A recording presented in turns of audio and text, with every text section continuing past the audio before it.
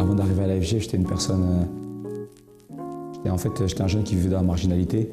J'étais une personne, on va dire, remplie de haine, colérique. Je vivais de 1 au jour le jour et je vivais une vie instable. Je me sentais jamais bien chez moi. Je préférais toujours être dehors, toujours être au quartier avec mes amis, toujours être à la cité.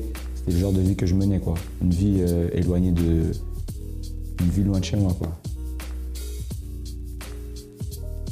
À la cité, on se retrouvait en fait. On avait, on va dire, les mêmes problèmes familiaux, les mêmes vies. On se retrouvait ensemble à cause de plusieurs mêmes facteurs. Et c'est là où on se sentait bien parce que les personnes avec qui on était dehors, elles nous connaissaient même mieux que les personnes avec qui on était chez nous. Malgré que ce soit nos parents qui nous aient mis au monde, tout ça, c'était dehors qu'on se sentait le mieux. C'était dehors que je me sentais le mieux, dehors que je pouvais être, pas qui vraiment j'étais, mais que je pouvais faire, on va dire, ce que je voulais. En fait, la cité où on traînait, il y avait de la vente de drogue, du crack, du shit, la coke. Et il y avait aussi des cambriolages, il y avait beaucoup de vols à l'arraché, des chaînes en or, des téléphones, tout ça. On n'était pas tous destinés à avoir une vie de délinquants, de voyous, quoi que ce soit. Mais en fait, on est rentré dans une utopie, dans un monde avec les films qu'on regardait, toutes les influences des musiques, etc. La violence, la drogue, les bagarres. En fait, à l'intérieur de nous, on avait fait un bloc. On avait fait un bloc pour ne plus aucune émotion puisse rentrer. Dans ce milieu-là, si tu laisses ton cœur, si tu as un cœur, tu ne vas pas tenir. Mais si tu es un bloc sans émotion, tu vas survivre. Mais tu ne seras plus une personne en fait.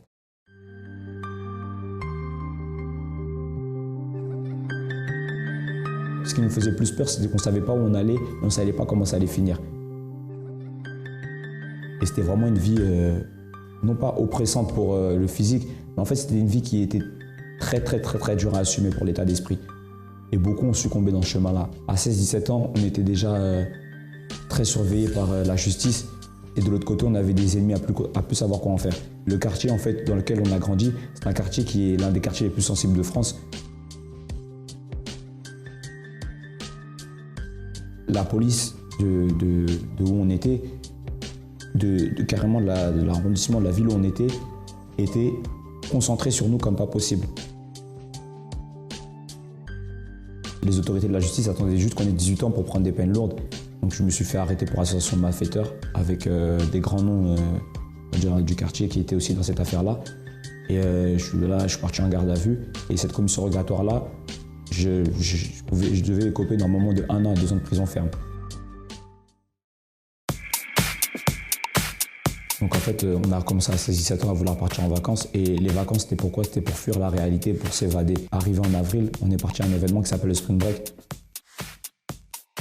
Le Spring Break, c'est alcool, sexe, drogue, no limit. Et c'est un événement dans lequel on boit, on fume, on sort en boîte. On dormait presque pas. On dormait même, on va dire, dans l'hôtel. On était dans l'hôtel, dans nos chambres, on dormait presque habillés parce que, en fait, on faisait que de boire. Quand on rentrait de boîte, on dormait, on buvait. Il y avait même des fois, on trouvait des filles dans notre chambre. C'était vraiment une vie complètement de débauche. Sur nos photos, on peut voir qu'on était toujours souriants, on était toujours à plusieurs, etc., qu'on vivait vraiment ce qu'on appelle la vida loca. En fait, on aimait bien cette vie-là parce qu'on avait 15, 16, 17 ans. On aimait cette vie-là. On disait que c'était bien tout ça, mais au fond de nous-mêmes, on savait tous à l'intérieur de nous que cette vie-là, elle aurait une fin. Quand j'ai pas eu mon bac, je voulais m'évader. Donc je suis parti en vacances, je suis reparti en fait en Espagne pour en fait retrouver en fait une évaluation, rechercher en fait à libérer mon esprit parce que la rentrée arrivait et je savais pas ce que j'allais faire. À cette époque-là, je m'étais un peu arrêté niveau business, mais pendant en fait ces vacances-là, j'ai pas trouvé ce que je recherchais. M'évader, etc. Je buvais non-stop. Je fumais, mais en fait je trouvais pas. Il y avait pas. C'est comme si en fait l'alcool et la drogue n'avaient plus d'effet sur moi. Je voyais les filles, etc. Mais en fait, ça me disait plus rien. Plus rien en fait me disait rien parce que tout ça m'apportait plus rien. Et j'étais arrivé à ce stade-là en fait.